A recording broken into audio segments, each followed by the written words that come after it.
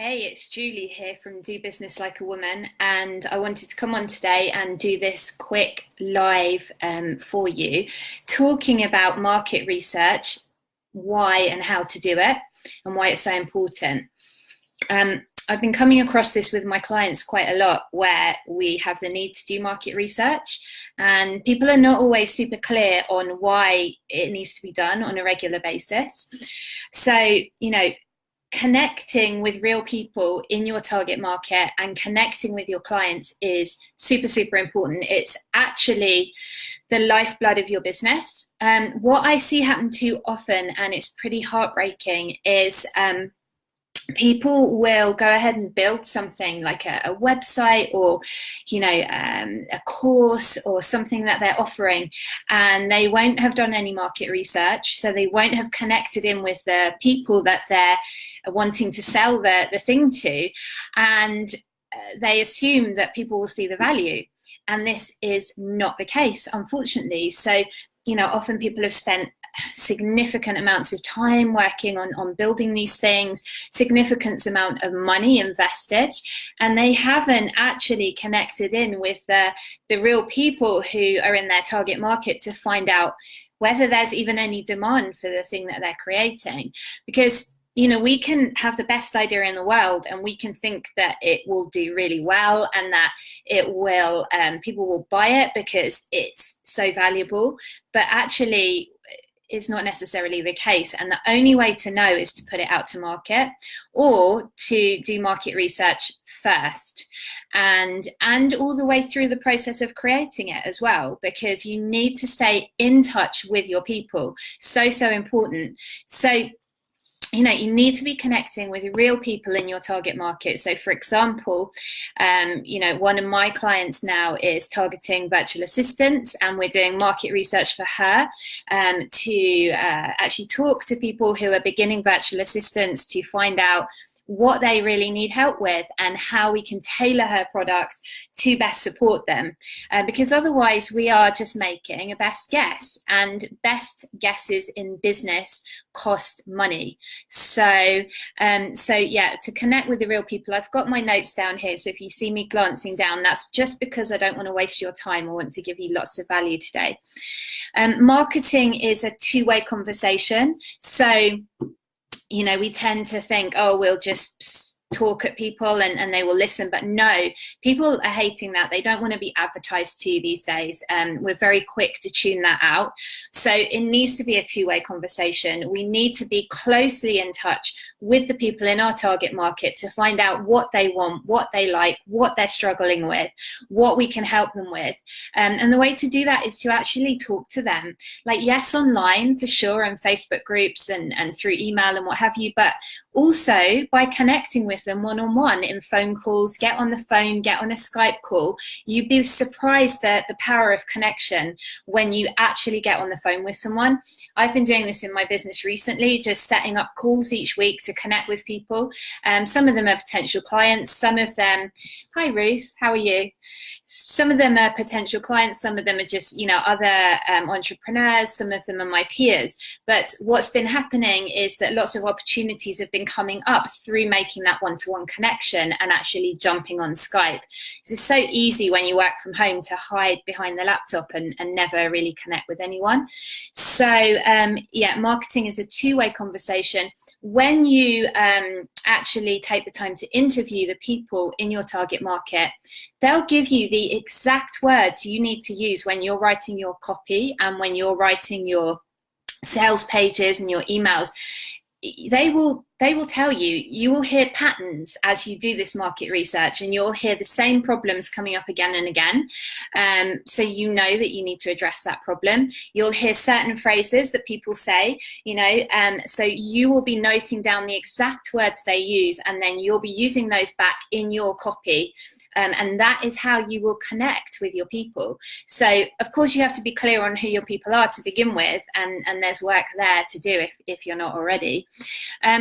You can build your list this way as well. So as you're connecting with people, you're giving them value, they're giving your value, you invite them to come and be on your email list as well, where you'll continue to keep in touch with them and provide them even more value. So always remembering to invite them onto your email list. I'm trying to remember to look at the camera, which is quite unnatural because it's up here instead of down at the screen. But one of my friends said that I need to look at the camera, so I will. Okay, so yeah, you can build your list this way. So every time you connect with someone, you do a market research interview, ask them, would they like to come on your list, your email list as well? You might even get a client. It has happened. It's happened to me. In fact, both times that I've done this in my own business recently, it's happened to me that I have connected with someone who is in my target market, and it just so happened that they needed the services that I was offering, and it was just a fit. Now, a little caveat, I didn't go into it, and you shouldn't go into it thinking I'm going to get a client. That's not the purpose of it. You have to be honest about what you're doing. You have to be transparent. These are not sales calls. However, a sort of happy benefit sometimes is that you do just happen to get a client as well. So that's kind of cool. You know, if you happen to connect with someone and they need what you're offering and it's a fit and you get on, that can just be an added bonus from these type of market research interviews. You get inside the mind of your ideal client, and so you get to know their fears and their biggest desires, and this is so powerful for you. This is like gold for you in your business, right? You need to know your ideal client so well that you know what they drink, you know, what they eat, what they're reading and watching, what their dreams are, what their goals are, and what keeps them awake at night. You need to know your people that well. And that's the purpose of this, to get closer and stay closer to your people. So I think that as entrepreneurs, we need to be doing this at least every 6 months, and certainly every time that we launch a new product. All right, so I've got a couple of short stories about my experience of market research, and then I'll just briefly go through how to do it. So yeah, I've shared actually that, you know, when I've done it, I actually was able to have a client each time, but also the first time I did it, I got a massive response I posted in Facebook groups and I said, could I do some market research interview with you? In return, I will share my story of how I launched my business and give you some tips and, you know, kind of answer your questions. And I targeted that at beginning virtual assistants or people that were very new in their online business. So I knew I could give them value by sharing kind of my journey and the obstacles and how I got past them in return for their time doing market research and answering my questions. And so it was amazing. I posted in, I think, about 5 different groups where my target market hung out, and I got probably about 150 responses, which was crazy, right? And brilliant. And I added 80 people to my email list, you know, obviously asked permission, and they wanted to, they said yes. So that was just super cool. That was such a good experience. But even if that didn't happen, just the information that they give you that you can then use to hone your offering and your product and your services, so you know it's really relevant and helpful for them, and also hone your marketing so you know how to talk to them, you know what they need and what they don't care about as well, because they will tell you. So how do you do market research then? Well, one really important tip: only interview people who are actually in your target market. Because if you go and interview like Uncle Tom and, you know, Aunt Fanny and what have you, then they're not in your target market. They'll have an opinion because everybody does, we're humans, but they're going to tell you a load of stuff that's not relevant because they're not in your target market. I'm not saying their opinion isn't relevant, just that here in this scenario, it isn't, because they're not the people you're trying to target, right? So they have a different view on things, different opinions, and they will be conditioned a certain way. So you must only interview people who are in your target market. Otherwise, you will get a lot of misinformation and it will be very confusing. So don't bother to interview anyone who is not exactly, you know, in your target market, and preferably your ideal potential client as well. So that's tip number one. The way I've always done it, which seems to work really well, and if you have another way, please put in the comments and let us know. But I've always done it posted in a few Facebook groups where I know that my target market hang out, and I make it super clear that it is market research. It's not a sales call. I'm not going to try and hard sell them into anything when we connect. That has worked really well for me. I always offer something in return, and so should you, something really valuable to them. So how can you help them? And it might be like some kind of freebie, a PDF or that you have, or it might be some training you have already, or if you don't have any of that, it could be a bit of your time, right? So I'm a business coach. I can sit with someone for half an hour after they've helped me and really give them some amazing value in terms of helping them move forward in their business. So that is a super valuable thing to offer. But it's up to you what you offer, but you will need to offer something in return because they're giving up their time for you, and time is precious. We're all busy, right? So have specific questions as well. Oh, I just want to pop back to the piece about the Facebook groups. You do need to be a little bit careful. Some Facebook groups could be a bit funny about it. Now, it's not actual straight on promotion because you're not selling anything.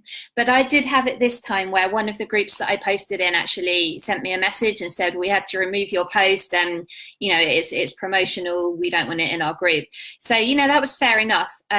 It's not actually promotional. We were not selling anything, but that's how they felt in their group, and I need to respect that. So do be careful to check out the rules of the groups that you're going to post in and make sure that you abide by them. But when you find a few that are happy for you to post that kind of thing, you're away. And I haven't had any problems with any of the other groups I've used. So all right, so you need to have specific questions because you don't want this just to be a kind of nice, meandering chat about their dog and their granny and this, that, and the other. It has to be very specific. You need to be asking questions about the offering that you're making or your service or your product. You need to be asking questions about them. So what are they struggling with in the area that you provide help? What are their biggest problems? What's keeping them awake at night? What are their biggest goals? What do they want more than anything else? And what would they pay for, right? So if you have a product, you need to be saying, would you buy this? And why or why not? And don't be afraid to do that because you're looking for honest answers, and make it okay for them to be really honest with you as well. It's not to get offended about the feedback. This will help you really hone and tweak your offer. So be very, very open to that. But you need to have very specific questions. And it's important to go deep because the whole point here is to get to the underlying reasons, because people have surface reasons for why they do everything. Like you can say, oh, what do you want in life? Oh, I want to be really rich and happy. That's pretty meaningless, right? We all want that. So then you say, oh, okay, well, what does that mean to you? And they'll say, oh, well, that means, being married to a man, having, earning 60,000 a year, whatever it is for them. And they will tell you. And then you can go even deeper. You say, why is that important to you? Why is that important to you? And always asking why just takes it a level deeper, and you start to get the real answers. And another little tip here, when you're getting the deepest answer, the real truth, they will change from an automatic kind of parroting answer. They'll suddenly stop and they'll take a breath, and it's almost like they sink down, and then they give you the true answer, what's really meaningful to them. Now, to help you out, I've actually compiled a list of the specific questions I use for my market research interviews. You can get this in a free PDF. I've put the link in the description. I'll put it in the chat comments as well, but you can go over there. You subscribe to my email list, so you'll be on my email list too, but you can get a download of the questions that I use, the specific questions, because it's really, really important. And and I've actually listed them all out for you. Now, if you're in a different niche to me, obviously my niche is helping people with online businesses, but if you're in a different niche, that's totally fine. You can just adapt the questions to your niche. So hop on over and grab that free PDF for yourself. Use those questions with my blessing. Enjoy. Do this market research. You will be surprised the momentum it creates in your business. I think I'm going to have to put a little post-it note or a little thing up by this camera to remind me to look at it. I hope that you have got some value from today, and it's been a pleasure connecting with you. See you next time.